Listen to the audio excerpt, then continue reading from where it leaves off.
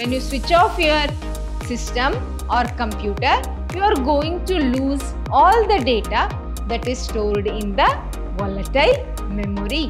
What we are currently using, those programs, only those programs will be kept in the main memory.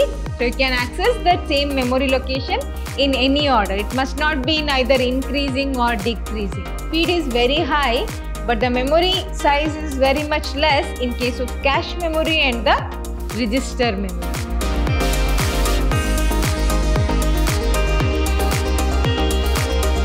Hello students, welcome to the next session of Digital Electronics. I am Dr. Soumyashree from Department of Computer Science, Vidhyashram, First Grade College. Let's start this session. This session is all about knowing the organization in memory. We know about, now we got to know about the organization in CPU, organization in I/O, and last part of the topic that we need to know is the organization of the memory. How does memory can be used to store and retrieve the data and process using the processor. You know about the processor organization, how they are going to fetch the data, how they are going to execute them, isn't it? You know about the input-output devices, how they are organized, how they are accessing the memory and the processor, how they are going to get the result for the output device. We know about that. The last part that is we need to study is about the memories. How does the memories are organized? How you are going to store the data into the memory?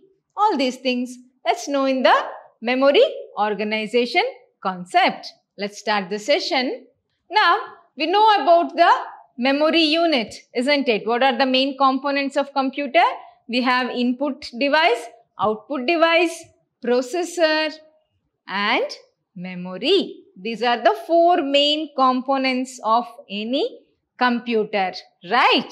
Let's know about the important part of the computer system, that is the memory unit. Memory unit is the collection of storage units, okay, or storage devices. Memory unit consists of various storage units or storage devices which combine together to make your system work, okay.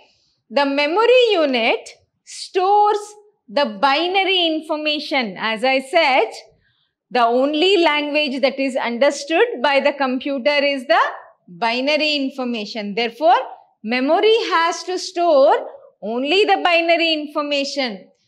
That is, it will be in the form of even bits. We have bits, bytes, megabytes, gigabytes, terabytes, gigabytes. So, we have like parameters like centimeter, millimeter, centimeter, meter, kilometer, miles, like we have the different parameters of finding the distance. In the same way, for getting the memory, how much memory we have, we use the parameters bits, bytes, megabytes, gigabytes, terabytes and gigabytes. We use that much memory, okay. In this, we have two types of memory. In any system or any digital device, we have two types of memory. Okay, what are those? One is the volatile memory. What is volatile means? Volatile is vanishing, destroying, isn't it? Volatile means destroy, vanish. What is this volatile memory? It is a type of memory which loses its data when the power is switched off. When you switch off your system or computer, you are going to lose all the data that is stored in the volatile memory. Like we have some part of the brain which remembers some incidents that is happening in a day, isn't it? So, if I have taken a breakfast, the dinner, the lunch, it will be remembered for some time, isn't it? Until you go to sleep. Preferably when you awakened, when you are wake up, you'll remember what you have eaten for breakfast, what you have eaten for lunch and dinner. Once you sleep and next day when you get up, you may not remember all these things. What I have eaten for breakfast yesterday, I may not remember. Or what I have eaten for breakfast the previous year, I don't know, isn't it? I don't remember. That part of the information has been erased from my memory, right? But some will be remembered for long time, like list of friends, how much friends we had in schools, what is the name of the best friend, what is the name of the favorite teacher, what was my favorite dish, what was my favorite shirt, what was my favorite sports, everything we used to remember. It will be stored in some part of the memory where it is permanent. It will be there in the brain forever, isn't it? In the same way, taking the organization of the memory in the human brain, our computer system also has two types of memory, that is the volatile memory and the non-volatile memory. Volatile memory is one where the data will be erased once the system is switched off. The next thing is the non-volatile memory. This is the permanent storage memory and does not lose any data. It is a permanent memory and will not lose any data when you switch off the power. Even if you switch off the power and start the system next day, all those data will be retained in one part of the memory. That part of the memory is called as the non-volatile memory. All right. Now, we know about the different memories. Let's know about the memory hierarchy. Okay. So, we have the first one, which is too much temporary. It is the register memory. Then we have the cache memory. Then we have the main memory. Main memory consists of primary memory or the volatile. These are all volatile memories. Okay. Then we have the magnetic disk and magnetic tapes, which are auxiliary memory or permanent memory. They are permanent memory or non-volatile memory. These are all volatile memories. Here we have a direction arrow which shows increasing order of access time ratio. How much time is needed to access the particular memory. So, accessing will be delayed, it will be slow in case of magnetic tape, little bit faster in magnetic disk, again faster in main memory, still faster, within less time we can access cache memory. The speedy one where you can access the memory within a chunks of time is the register memory. Okay. This is the access time ratio we call. What is that access time ratio? Or hit ratio. We shall know it later. Now we have this diagram of explaining you the memory hierarchy. How does the memory has been organized in any computer system. Alright. Now we shall know about these things in detail. The total memory capacity of a computer can be visualized by hierarchy of the components that I have shown you in the previous diagram. So, the memory capacity differs with the hierarchy of the memory. Okay. Register memory will be smaller like it is shown in the diagrammatic representation. In a triangle shape, the memory location is very much less, little bit higher, still more higher, again little more higher, and the most highest memory reserved will be for the magnetic tapes. Okay. The memory hierarchy system consists of all storage devices, all kinds of storage devices contained in a computer system. The memory hierarchy consists of all the kinds of storage device which are used in a general computer system, from the slow auxiliary memory to fast main memory. Slow auxiliary memory, the bottom one, to fast main memory. When compared to the auxiliary memories, main memories are faster. And to smaller cache memory, speed is very high, but the memory size is very much less in case of cache memory and the register memory. Okay, so this is from higher to smaller, from speeder to slower. We have that hierarchy which we have represented in this diagram. Then let's know about the auxiliary memory. The auxiliary memory access time is generally 1000 times less than that of the main memory. It will be very much slower. Accessing the magnetic tape or disk is very much slower when compared to the main memory. Hence, it is at the bottom of the hierarchy. It is at the bottom of hierarchy. That means it is much slower when you compare to the speed of accessing. Whereas the main memory occupies the central position. Why it is occupying the central position? Because it is equipped to communicate directly with the CPU. The auxiliary memories are not going to communicate with the CPU. Instead, main memory is the one which is going to access the CPU directly and with auxiliary memory devices through the input-output processor.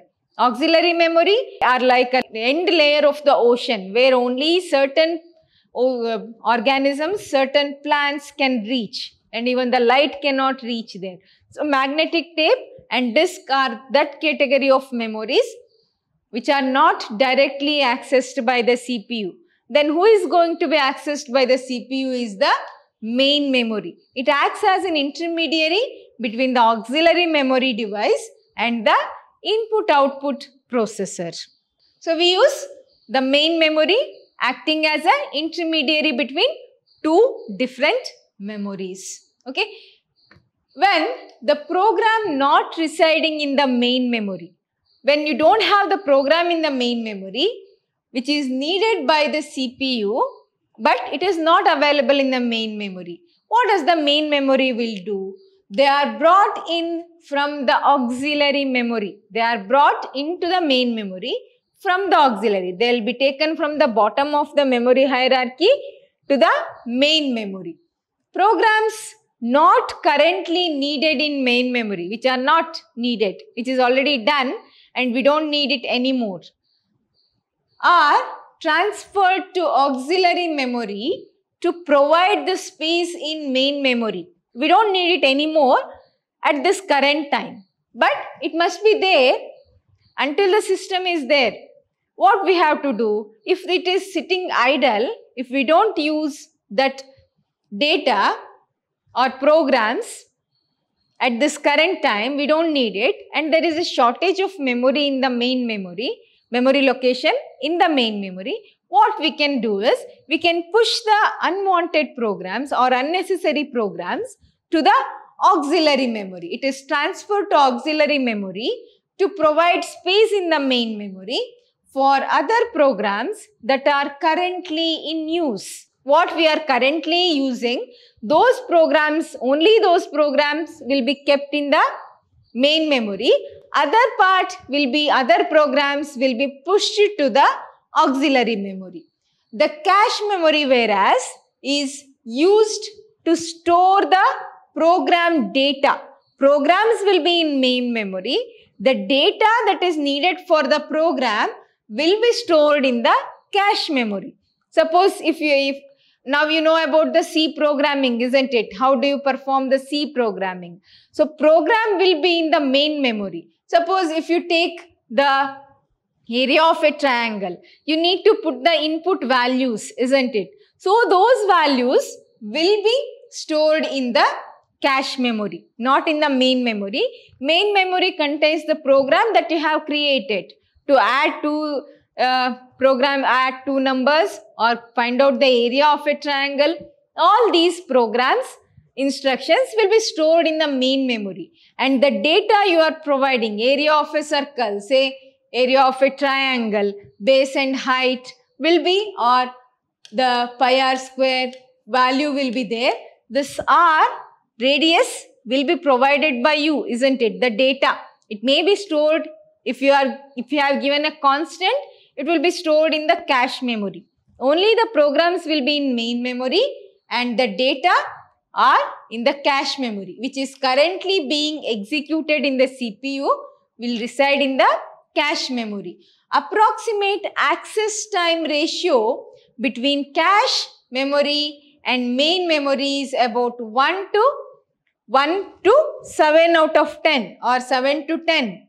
That is main cache memory to main memory. The speed or access time ratio between these two is 1 to 7.10 or 7 to 10. If you range the values, it will be 1, whereas this will be ranging from 7 to 10.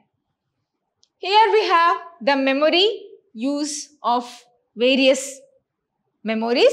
We have magnetic tapes, magnetic disk, CPU, cache memory and main memory. So IO processor is going to communicate with magnetic tapes, main memory as well as magnetic disk. These two are auxiliary memory, isn't it? So IO processor communicate with these two to get the program from the auxiliary memory and is processed. So main memory has sub-programs or the other programs from magnetic tape and disk will be loaded to the main memory using the IO processor. Now main memory access the CPU. CPU is going to access main memory and cache memory. It is not going to the magnetic disk or tape. It is not accessing the auxiliary memory. Instead, it is accessing the main memory and the cache memory. Whereas main memory communicates with input-output processor to access the magnetic tape and the disk. So it will request for the data. Data will be obtained by IO processor and is loaded into the main memory. So main memory provides the data to the CPU and the programs will be loaded from the main memory.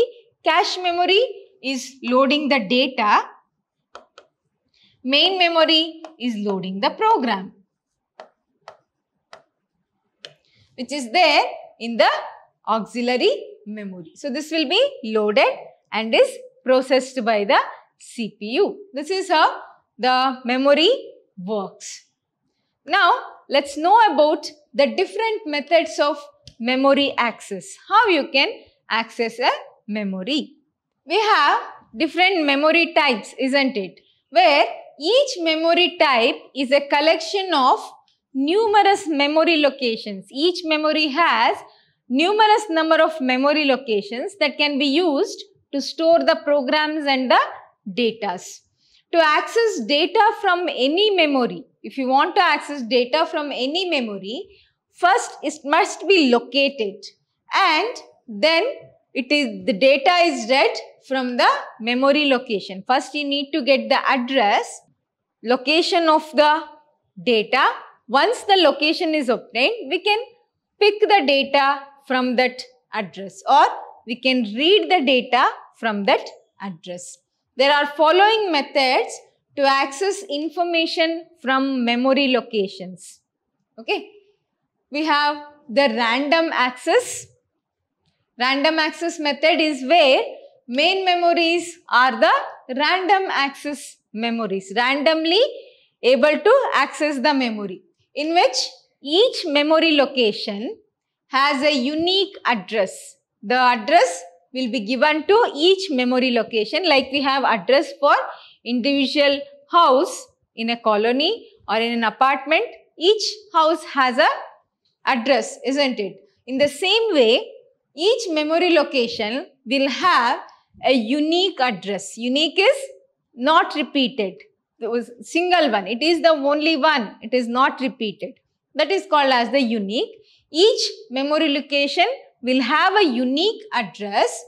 using this unique address, you can use this unique address. Why do you use this unique address?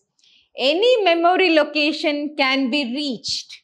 If you know the address of somebody, you can easily reach him, isn't it? Him or her. So using this unique address, any memory location can be reached in the same amount of time in any order. So you can access that same memory location in any order. It must not be in either increasing or decreasing. You can access the memory location with the help of the address in any order. Whereas we have the sequential address. Sequential address allows memory access in a sequence or in order, like we use the queues, the list, the stack. All these memory organization will be accessed in a sequential manner or in a particular order, which is called as the sequential access. We have random access, sequential access. Third one is the direct access. In this direct access mode, information is stored in the tracks or in the magnetic tape of or magnetic disk. It is stored in the tracks with each track having a separate read-write head. This direct access is usually done for the auxiliary memories, that is the magnetic disk and the magnetic tape. So we usually use the direct access where there will be tracks in magnetic tape and disk. More about these tapes and disks you will be knowing in the next semester. Okay. So with each track having a separate read-write head, you can directly access the data in the tapes or the tracks. Okay. So we have three methods: random access, sequential access and the direct access. Okay.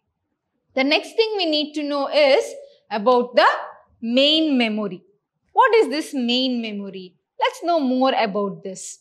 The memory unit that communicates directly with the CPU, auxiliary memory, cache memory is called as the main memory. It communicates with two memories and one processor. Processor, auxiliary memory and the cache memory. All three will be integrated or communicated by the main memory. It is the central storage unit of the computer system. Okay. It is large and fast memory used to store the data. It is used to store the data during the computer operations. When you are going to do the computer operations or computer is operating, at that time the most working memory will be the main memory. Okay. Main memory is made up of two types, that is RAM and ROM. With RAM, integrated chips holding the major share. We'll have the RAM or the integrated chip holding the major share in the memory. Okay. Now let's know about the RAM and the ROM. RAM stands for random access memory or dynamic random access memory, you can say.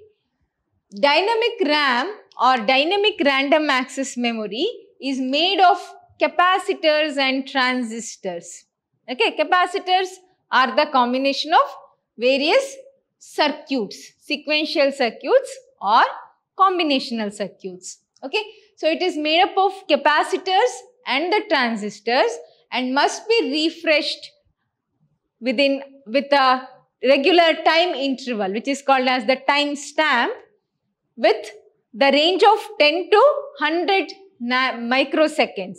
With this time duration, every time the RAM has to be refreshed. Otherwise, the data that you are entering is not going to be reflected in the memory as well as the output device. It is slower and cheaper than the SRAM. What is this SRAM? RAM is random access memory. In this we have categories: DRAM, SRAM, NVRAM, like this. So Once it is DRAM, dynamic RAM, next we have the SRAM. SRAM stands for the static RAM. What does this will do? It has 6 transistor circuit in each cell.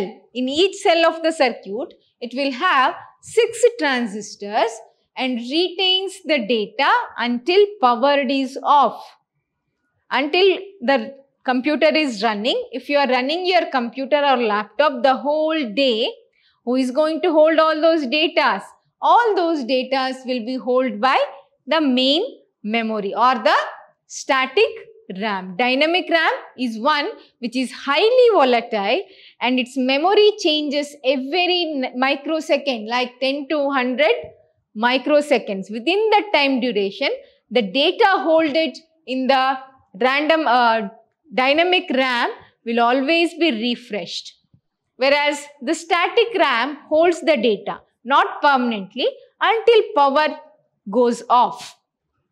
Then we have the non-volatile RAM or NVRAM. What is the use of this? It retains its data even when turned off. Even if you turn off the data or turn off the system, some memories will be there which will retain the data, like flash memory. We have a small memory location which is called as the flash memory, which can hold the data even if the system is powered off. Like we have this DRAM, SRAM and the flash memory or NV, non-volatile RAM. Then we have the ROM. ROM stands for read-only memory. You can only read. Random access memory, you can read as well as write. Writing is storing a data into the memory.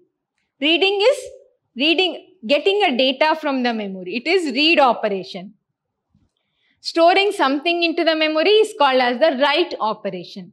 The random access memory allow you to make both the things, read and the write operation. Whereas the read-only memory, as the name says, you can only read or access, you cannot write back. Okay?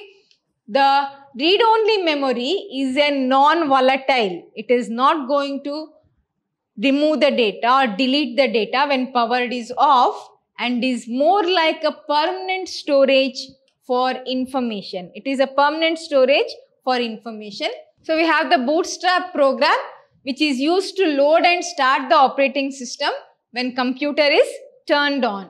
This will be loaded in the read-only memory because you can't store it in the auxiliary memory since it takes too much time to access the auxiliary memory. And when the system is turned on, you have to immediately load the bootstrap loader program. That will be stored in the ROM of the main memory. Okay. Then in this ROM, we have again types. One is the programmable read-only memory, which can be erased and rewritten, which cannot be erased, only you can read it. Programmable read-only memory. It is manufactured or it is written by only the manufacturers. We are not going to write it, users of the computer.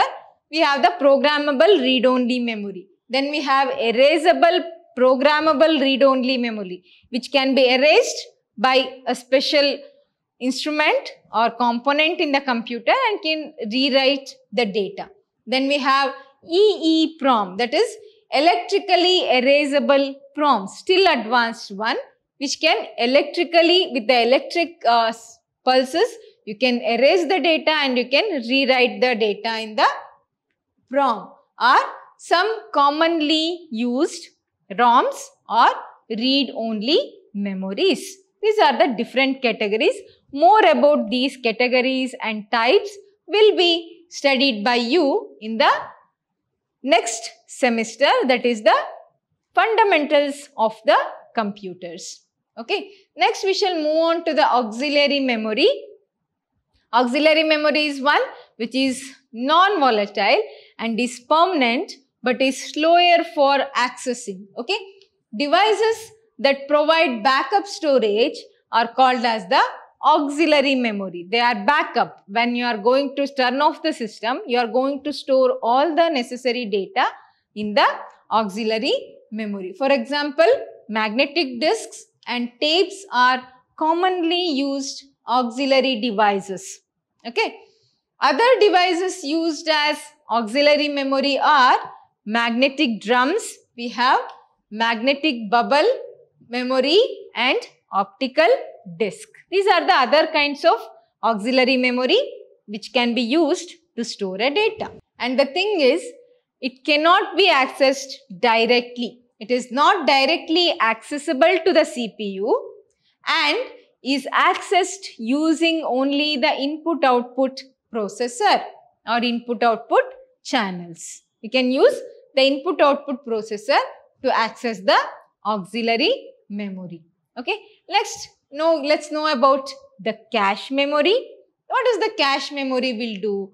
The data or contents of the main memory that are used again and again, repeatedly you have to use the same data, will be stored in the cache memory. Cache memory is a temporary memory where the data which are repeatedly used will be stored so that we can easily access those data.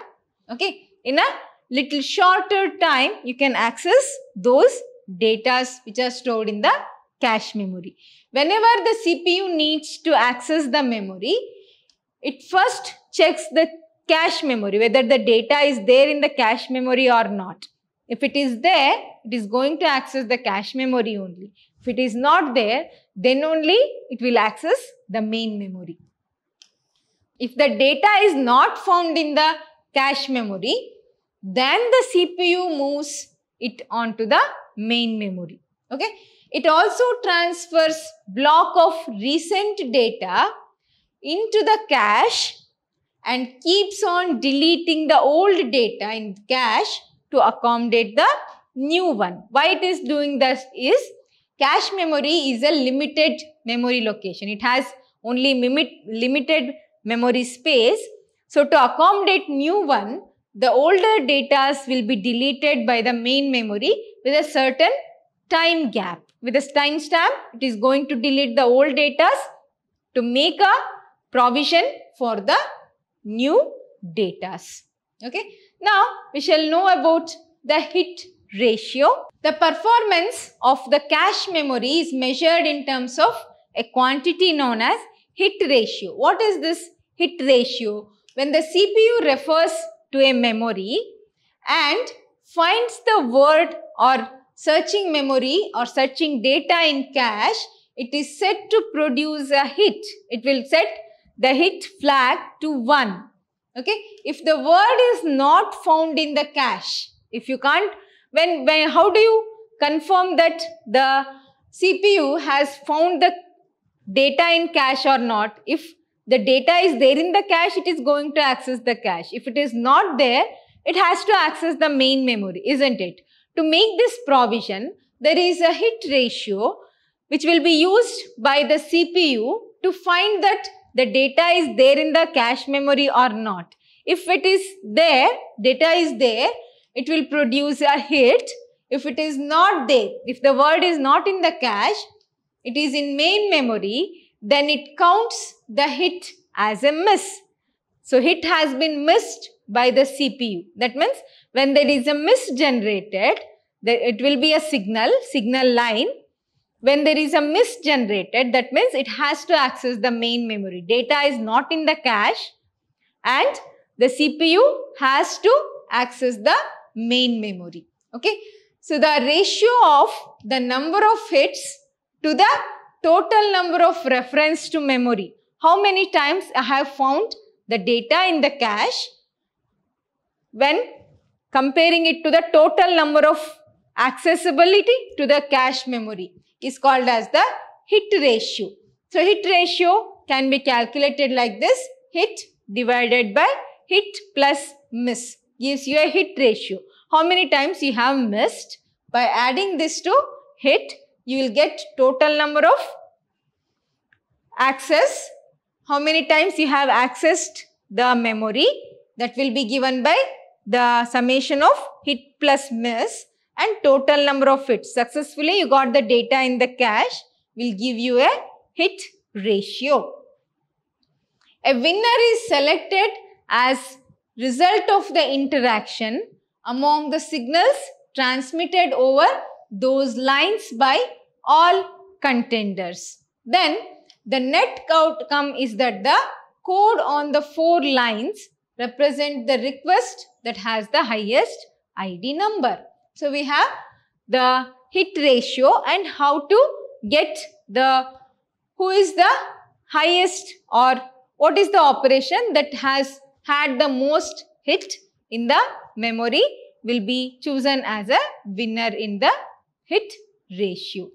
This is all about the organization of the memory in a computer system. Thank you.